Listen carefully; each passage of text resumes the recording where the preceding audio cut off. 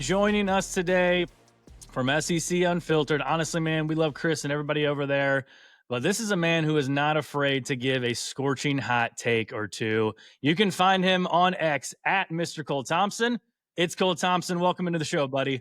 I don't know if that's a good thing or not, boys. Like, if I'm giving scorching hot takes, that either means I'm right on the money or I am dead wrong and I'm going to be on freezing cold takes tomorrow. But no, I love your show, guys. I really do. Like, when you guys reached out, I was beyond excited to come on. I'm always for independent podcasters that continuously want to see this platform grow. And you guys have been one of my favorite listens in the last month or so. So for anybody that checks out SEC Unfiltered, make sure that you guys follow the Always Talking Ball podcast. They do great work over here. It's so awesome when small worlds collide. Tyler loves Notre Dame. My grandfather and I grew up in a Notre Dame household. Mhm. And Lance was at the same bar that I probably was in 2015 in Tuscaloosa. So you never know how lives pass and path. Let's rephrase that. You never know how lives will cross paths. Lo and behold, that's how you get the Always Talking About an SEC Unfiltered collaboration. All right, we'll do one last one, then we'll get you out of here because we know you got to go. We've done so many overs, and I'm gonna take an under here finally. This win total is set at 8.5. I actually personally, I have this team in my predictions. Spoiler alert to everyone listening out there. I have them going 9-3. Their win total is 8.5 though, and if you take the under, you're getting plus 140 back on that. And if there is a team that I am going to predict to underperform, it's going to be the aforementioned Brian Kelly and LSU Tigers. Now, me being a Notre Dame fan, that's probably a lot of hate coming out for Brian Kelly, and I get that. I understand that. Let's start there. I think the defense should continue to improve under Blake Baker. I think that's a given. The offense should be just as good, if not better, than last season with a more experienced Garrett Nussmeier back there. I just look at their schedule, and I look at, K Ford ratings were big on him. They're already projected underdogs in 4 games this year. I think they lose the week 1 battle of the Death Valleys. I think Brian Kelly is doing his thing where he's putting a ton of stock into that week 1 game, and he's done it the past couple of years. And if they go to Clemson and they lose that game, it's like, how does the team bounce back from losing yet their 4th straight week 1 game? They're not. I know what you just said here about Bama. They're not winning at Bama unless Nuss turns into Joe Burrow. Like, it's just not happening in my eyes. Like, I just don't see it this year. I'm high on Bama with you guys. Road games at Ole Miss, at Oklahoma. Can they win those?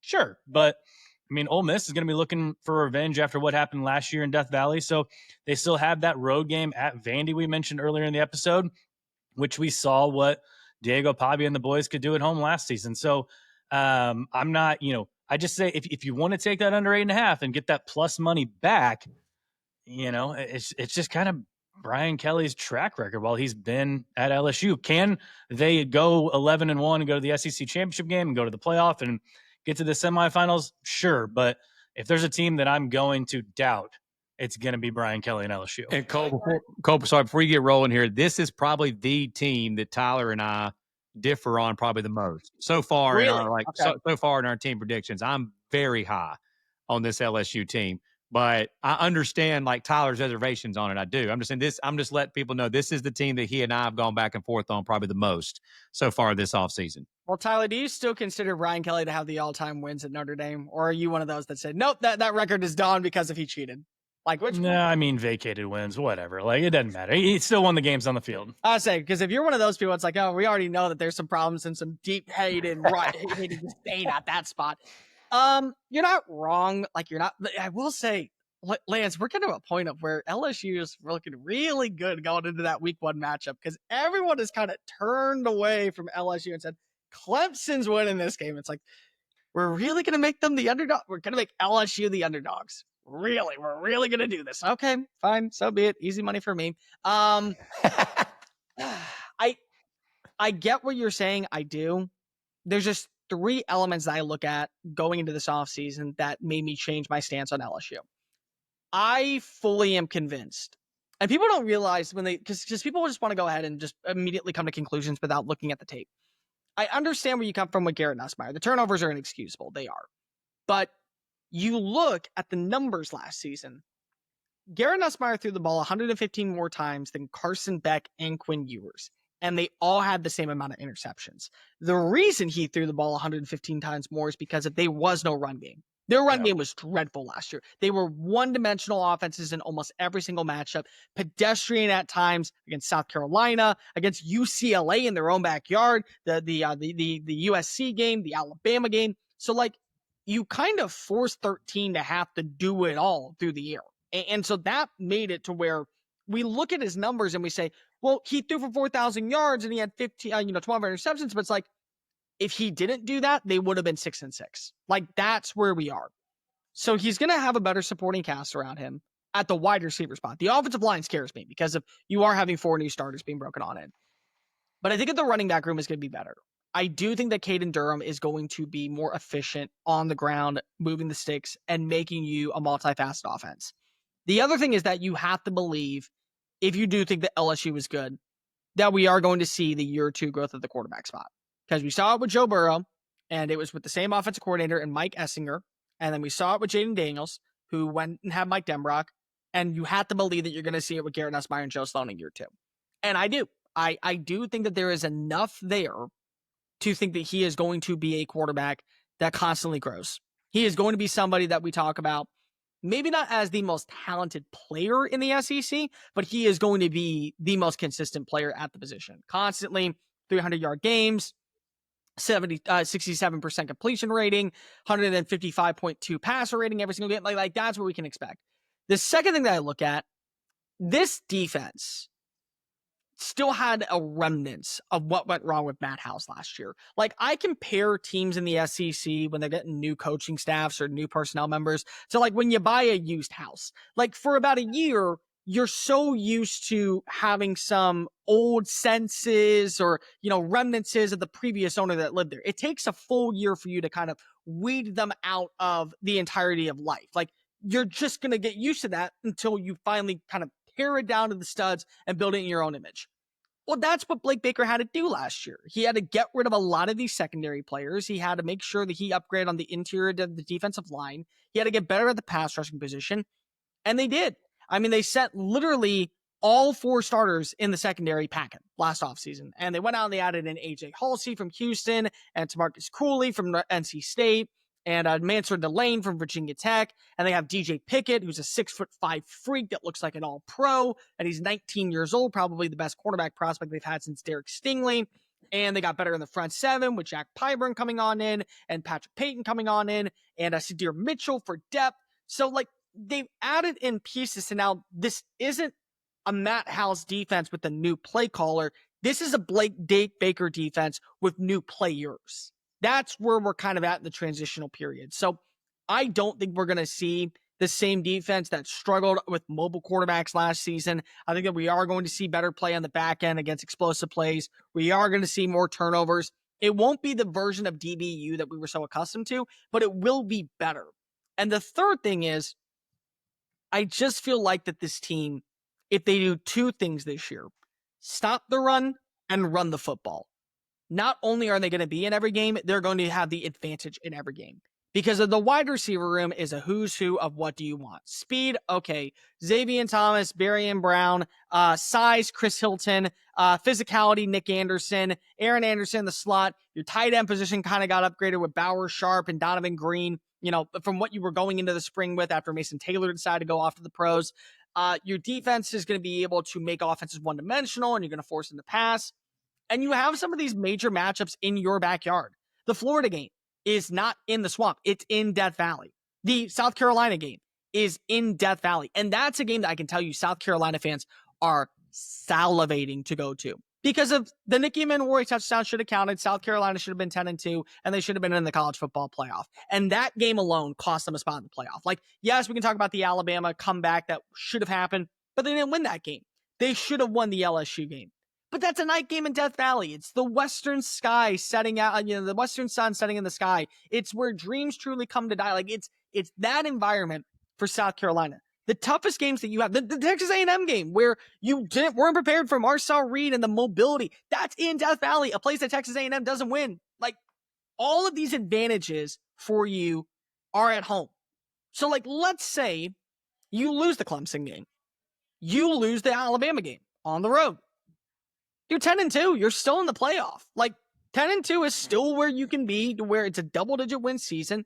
And as long as you get the right matchup, you're going to continue to win. Like Penn State last year had a couple of games to where they didn't feel like a top 4 team.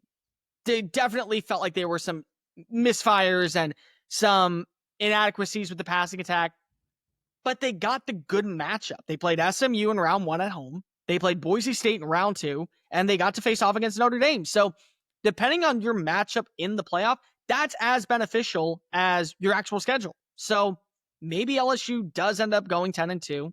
They end up being a team that we talk about as a little underwhelming in the big marquee matchups against national title contenders, because Alabama and Clemson, I think, both are.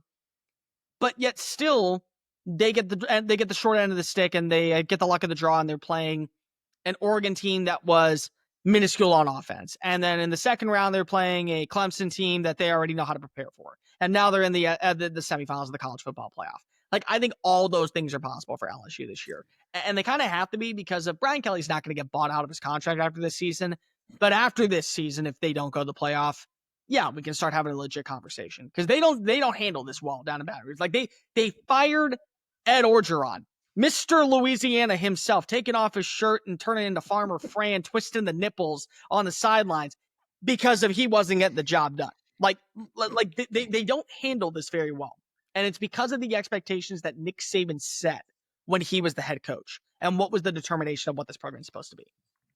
If they get to the CFP, that's fine by me, as long as it is on the road in the first round in South Bend. What? That's so. You're not the only person that wants that. Like I think everybody wants to see that. Everybody wants that. Here's my theory, though. I think for that to happen, you would need Notre Dame to go 11-1. Yeah. Mm-hmm. I think if they were 10-2, if both were 10-2, it would go to Death Valley.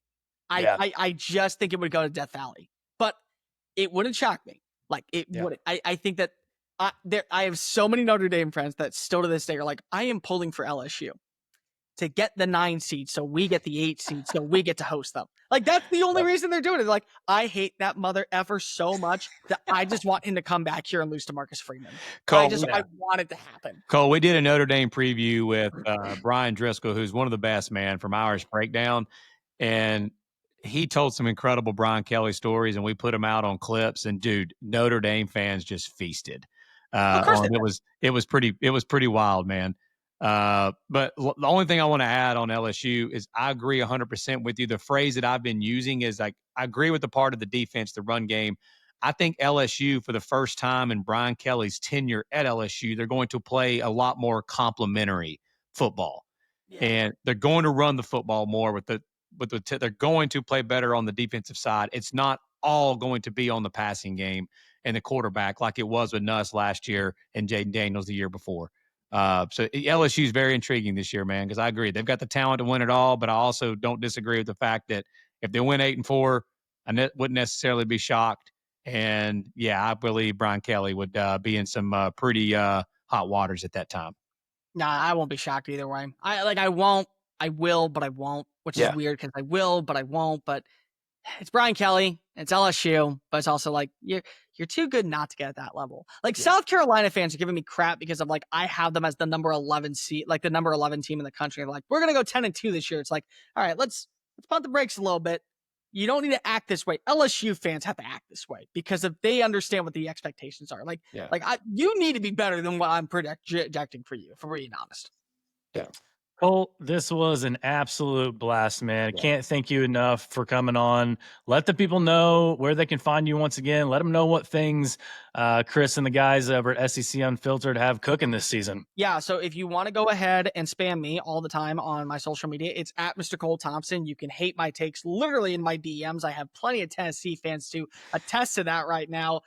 We're finishing up our season previews for the SEC Unfiltered channel. Our 3 biggest game stretches is what I'm working on right now. X Factor players are coming out next week. The actual predictions are coming out later on this week. My actual explanation video just dropped recently on the top 25 teams for 2025. In my opinion, going into this year, we have our college football playoff selection show on Monday. If you want to check that out, Chris and I will be unveiling our 12 teams.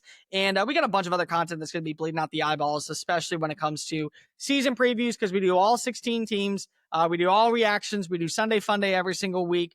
We have 2 live streams at 8 o'clock every single Monday and Thursday, so check it out there. And as always, if you want to give me a follow, it's at Mr. Cole Thompson on social media. I'm basically there everywhere, except on TikTok, which is at Cole Thompson CFB. Because somebody, and I don't understand this, and it pisses me off, who is going by Mr. Cole Thompson? Like, honestly, who stole my mononym? Like, who did that?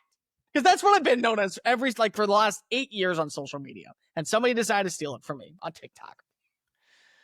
Well, good stuff, man. Appreciate you coming on, man. We already can't wait to have you on again sometime. Appreciate you guys listening in, man. We know it was a little bit of a longer episode, but this is the SEC, and we just, it just means more, like the moniker says. So, again, subscribe on Apple, Spotify, YouTube. Follow us on Instagram, TikTok, and X. For Cole Thompson and Lance Barton, I'm Tyler Noe. Take care. Have a great rest of your day, and we will see you next time.